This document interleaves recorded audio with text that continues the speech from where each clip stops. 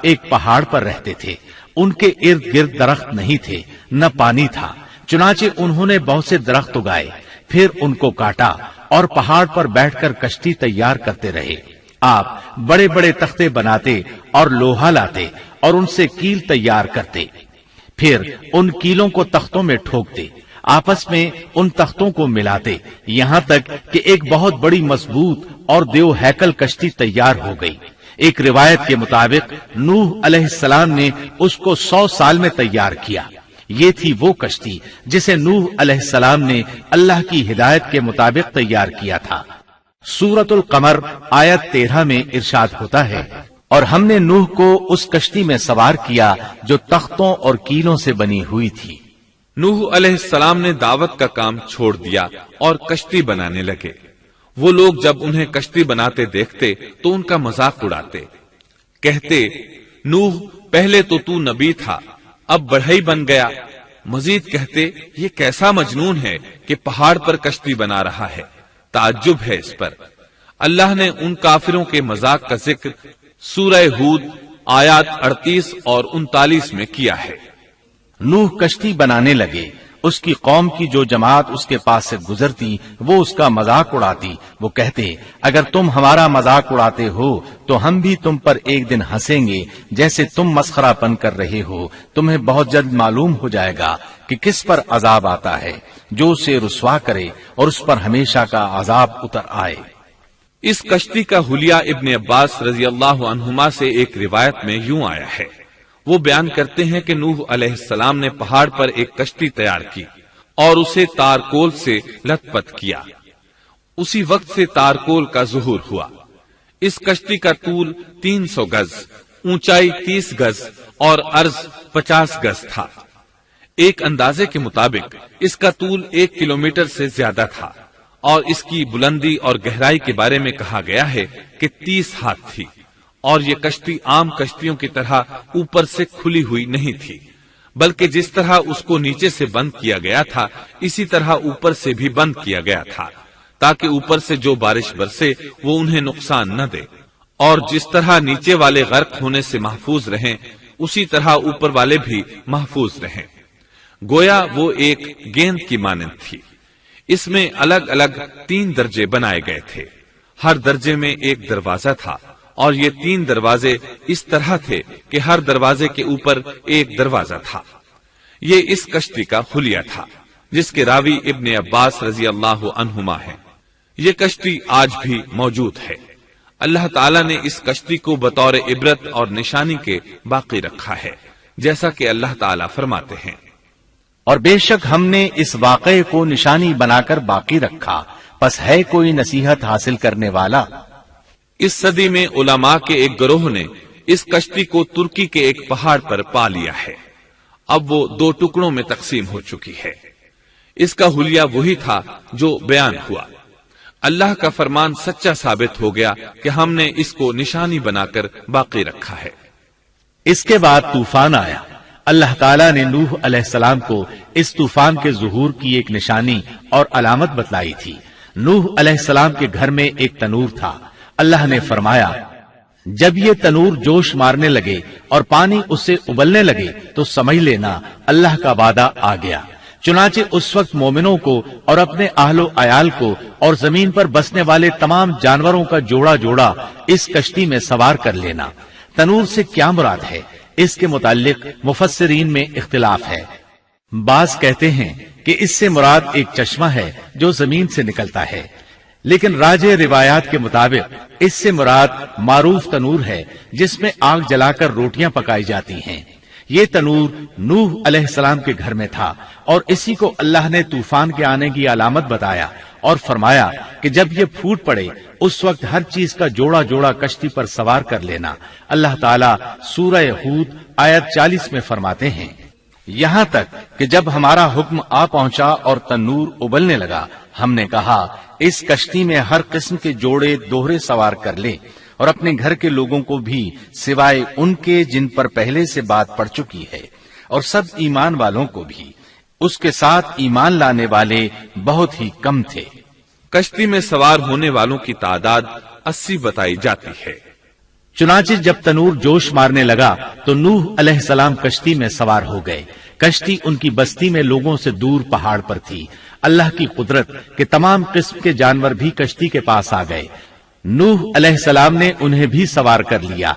अल्लाह ताला सूरतुल कमर आयात 11 और 12 में फरमाते हैं, बस हमने आसमान के दरवाजों को जोर की बारिश से खोल दिया और जमीन के चश्मों को जारी कर दिया। बस उस काम पर जो पानी मुकर्रर किया गया था खूब जमा हो गया। आसमान से नाजिल होने वाला और जमीन से निकलने वाला पानी कितना था, इसका अंदाजा अल्लाह ही को है। बहरहाल इस पानी ने जमीन पर रहने वाले इंसान, चौपाई, हैवानात, गरज हर चीज को गर्क कर दिया। इस बारे में अल्लाह फरमाते हैं, नूह ने अपनी कौम से तंग आकर हमारे हुजूर दुआ की, हम तो हैं ही बेहतरीन तौर पर दुआओं के कबूल करने वाले। फौरन उनकी दुआ कबूल कर ली और उस तकलीफ और ईजा से उन्हें बचा लिया जो उन्हें कुफार से रोजमर्रा पहुंच रही थी, और उनकी औलाद को हमने बाकी रहने वाली बना दिया, यानी उन्हीं की औलाद से फिर से दुनिया आबाद हुई, क्योंकि सिर्फ वही लोग बचे थे जो कश्ती पर सवार थे, और हमने उनका जिक्र खैर पिछलों में बाकी रखा। नूह अलैहिस्सलाम पर तमाम जहानों में सलाम हो। हम नेकी करने वालों को इसी तरह बदले देते हैं। वो हमारे ईमानदार बंदों में से था। फिर हमने बाकी सबको गर्क कर दिया। अल्लाह मजीद फरमाते हैं, जब पानी में तुगयानी आ गई तो उस वक्त हमने तुम्हें कश्ती में चढ़ा लिया ताकि उसको तुम्हारे लिए नसीहत और यादगार बना दें, ताकि याद रखने वाले कान उसको याद रखें। यानी पानी इतना ज्यादा हो गया कि उससे तमाम शहर, बस्तियां, इंसान और जानवर गर्क हो गए। यहाँ तक कि पानी बुलंद पहाड़ों से भी ऊंचा हो गया, और इतने बुलंद पानी पर ये कश्ती नूह अलैहिस्सलाम और उनके साथियों को अपने दामन में समेटे अल्लाह के हुक्म से और उसकी हिफाजत में पहाड़ की तरह रवां दवां थी। वरना इतने तूफानी पानी में कश्ती की हैसियत ही क्या होती है। नूह अलैहिस्सलाम कश्ती में सवार हुए और उन्होंने अपने साथियों को हुक्म दिया कि वो ये दुआ पढ़ें, अल्लाह ही के नाम से इस कश्ती का चलना और ठहरना है। यकीनन मेरा पालने वाला बड़ी बख्शिश और रहम वाला है। यही अल्लाह का हुक्म आपको था कि जब तुम और तुम्हारे साथी ठीक तरह बैठ जाओ तो कहना, सब तारीफ अल्लाह ही के लिए है जिसने हमें जालिम लोगों से नजात अता फरमाई, और कहना कि ऐ मेरे रब, मुझे बाबरकत उतारना और तू ही बेहतर उतारने वाला है। अल्लाह ताला नूह अलैहिस्सलाम को नसीहत कर रहे हैं कि अल्लाह आपको और आपके अहल को नजात अता फरमाएंगे। कश्ती में नूह अलैहिस्सलाम के काफिर बेटे के अलावा तमाम घर वाले सवार थे। आपके काफिर बेटे का नाम कनआन था। वो एक तरफ खड़ा था। नूह अलैहिस्सलाम ने उसे पुकारा, मेरे बेटे इस कश्ती में आ जा और काफिरों का साथी न बन। लेकिन उस बदबख्त ने कहा, मैं अभी किसी पहाड़ की चोटी पर पनाह ले लूंगा जो मुझे इस पानी से बचाएगी। नूह अलैहिस्सलाम ने कहा, आज अल्लाह के हुक्म से कोई बचाने वाला नहीं मगर वही जिस पर अल्लाह रहम करे। बाप और बेटे के दरमियान ये गुफ्तगू जारी थी कि एक तूफानी मौज ने उसे अपनी जद में ले लिया और उसे गर्क कर दिया। नूह अलैहिस्सलाम से अल्लाह ने वादा कर रखा था कि अल्लाह ताला उसके अहल को नजात अता फरमाएगा। चुनाचे जब आपकी आंखों के सामने आपका बेटा गर्क हो गया तो वो पुकार उठे, ऐ अल्लाह, मेरा बेटा मेरे घर वालों में से था और तूने मुझसे वादा किया था कि मेरे घर वालों को नजात अता फरमाएगा, और तू तमाम हाकिमों से बेहतर हाकिम है, लिहाजा नामुमकिन है कि तेरा वादा पूरा न हो। वाज़ेह हो कि नूह अलैहिस्सलाम का अपने बेटे के बारे में बात करना बतौर इस्तिफसार था, बतौर बहस नहीं था। आप वजाहत चाहते थे। अल्लाह ताला ने फरमाया, ए नूह, वो तेरे अहल से नहीं था क्योंकि वो काफिर था। कुफ्र नसब को खत्म कर देता है।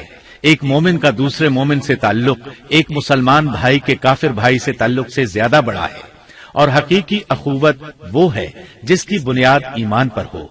कुफ्र तो नसबी ताल्लुक को काट देता है। इसलिए अल्लाह ने ये नहीं फरमाया कि वो काफिर है, बल्कि ये फरमाया कि वो तेरे अहल से नहीं है।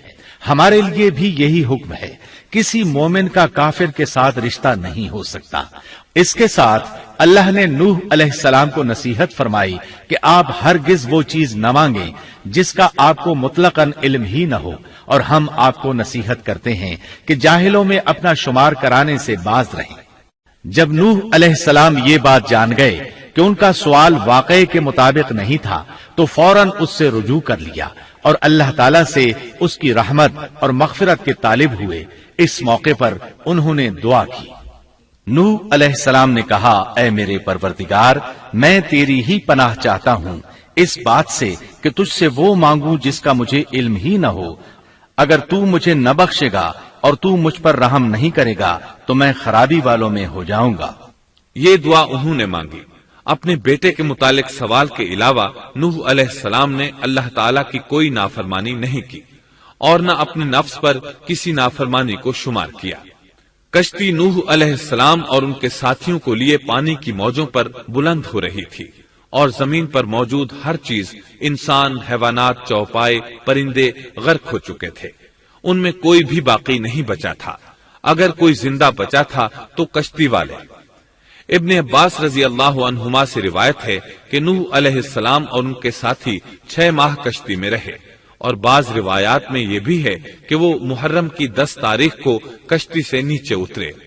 آخر اللہ کے حکم سے طوفان رک گیا۔ اللہ نے زمین کو حکم دیا کہ وہ تمام پانی کو نگل جائے۔ زمین نے سارا پانی نگل لیا، زمین خشک ہو گئی۔ اللہ تعالیٰ سورہ ہود آیت 44 میں فرماتے ہیں، اور فرما دیا گیا کہ اے زمین اپنے پانی کو نگل جا، اور اے آسمان بس کر تھم جا۔ اسی وقت پانی سکھا دیا گیا اور کام پورا کر دیا گیا، اور کشتی جودی نامی پہاڑ پر جا ٹھہری، اور فرما دیا گیا کہ ظالم لوگ اللہ کی رحمت سے دور ہیں۔ کشتی جودی پہاڑ پر جا کر ٹھہر گئی۔ اب انہیں حکم ہوا کہ سلامتی کے ساتھ کشتی سے اتر آئے۔ آپ پر بھی برکت نازل ہوگی، اور ان قوموں پر بھی جو آئندہ آپ کی نسل سے پیدا ہوں گی، اور آپ کی نسل میں سے کچھ لوگ ایسے بھی ہوں گے جنہیں ہم فائدہ تو ضرور پہنچائیں گے، پھر انہیں ہماری طرف سے دردناک عذاب پہنچے گا۔ بہت سی روایات میں یہ بات مذکور ہے کہ نوح علیہ السلام ایک لمبی مدت یعنی 6 ماہ کشتی میں طوفان تھم جانے کا انتظار کرتے رہے۔ آپ نے طوفان کے حالات معلوم کرنے کے لیے ایک کبوتر بھیجا جو واپس آ گیا۔ اسے پاؤں رکھنے کو جگہ نہ ملی۔ اسے دوبارہ بھیجا گیا تو وہ پھر واپس آ گیا۔ چند دن بعد اسے پھر بھیجا گیا تو وہ اپنی چونچ میں زیتون کی ایک ٹہنی لیے ہوئے تھا۔ اس سے نوح علیہ السلام نے معلوم کر لیا کہ پانی زمین سے کچھ ہی اونچا رہ گیا ہے اور درخت وغیرہ اگ چکے ہیں۔ کچھ دن بعد اسے پھر بھیجا گیا۔ اس مرتبہ وہ واپس لوٹا تو اس کے پاؤں خاک آلود تھے۔ نوح علیہ السلام نے سمجھ لیا کہ طوفان رک گیا اور زمین خشک ہو چکی ہے۔ سیرت کی کتب میں یہ واقعہ موجود ہے۔ اسی کی بنیاد پر سیرت نگاروں کا کہنا ہے کہ کبوتر کا آنا سلامتی کی علامت تھا، اور اس کی چونچ میں زیتون کی ٹہنی نوح علیہ السلام کی بادشاہت کی طرف اشارہ تھا۔ اس طرح نوح علیہ السلام زمین پر اتر آئے۔ اس وقت اولاد آدم میں سے کوئی انسان سوائے ان لوگوں کے زندہ نہیں بچا تھا۔ جزیرہ عرب، فلسطین اور ان کے ارد گرد کا علاقہ غرق ہونے سے محفوظ رہا۔ ان کے علاوہ تمام زمین غرق ہوئی تھی۔ سب کے سب طوفان کی نذر ہو گئے۔ صرف نوح علیہ السلام سے اولاد پیدا ہوئی، اور زمین میں ان کی اولاد کے علاوہ اور کسی کی نسل باقی نہ رہی۔ اسی وجہ سے نوح علیہ السلام کو آدم ثانی اور ابو البشر ثانی کہا جاتا ہے، کیونکہ تمام کے تمام بشر انہی کی طرف منسوب ہیں۔ سورۃ الصافات آیات 75 تا 77 میں اسی طرف اشارہ ہے۔ اور ہمیں نوح نے پکارا تو دیکھ لو کہ ہم کیسے اچھے دعا قبول کرنے والے ہیں۔ ہم نے اسے اور اس کے فرمانبرداروں کو اس زبردست مصیبت سے بچا لیا۔ اس کی اولاد ہم نے باقی رہنے والی بنا دی۔ ایک دوسرے مقام پر اللہ تعالیٰ دیگر امم اور رسولوں کے متعلق کلام کرتے ہوئے فرماتے ہیں، اے ان لوگوں کی اولاد جنہیں ہم نے نوح کے ساتھ چڑھا لیا تھا، وہ ہمارا بڑا ہی شکر گزار بندہ تھا۔ نوح علیہ السلام کے 3 بیٹے تھے، سام، حام اور یافس۔ سام کی نسل زیادہ تر سفید رنگت کی تھی، اور بہت کم لوگ ان میں سیاہ فام تھے۔ البتہ کچھ ان میں گندمی تھے۔ حام کی اولاد کی اکثریت سیاہ فام تھی، ان میں بہت کم لوگ سفید رنگ کے تھے، اور یافس کی اولاد سرخی مائل رنگ کی تھی۔ عرب اور بنو اسرائیل سام کی اولاد ہیں، تمام حبش حام کی اولاد ہیں، ترک اور مشرقی ایشیا کے لوگ یافس کی اولاد ہیں۔ طوفان کے بعد نوح علیہ السلام اللہ کے بندوں میں 350 سال تک زندہ رہے، اور وہ اللہ کے قول عبدن شکورن کے مصداق تھے۔ پھر نوح علیہ السلام فوت ہو گئے۔ راجح ترین روایات کے مطابق آپ مکہ میں دفن ہوئے، ایک دوسری روایت کے مطابق آپ لبنان میں دفن ہوئے۔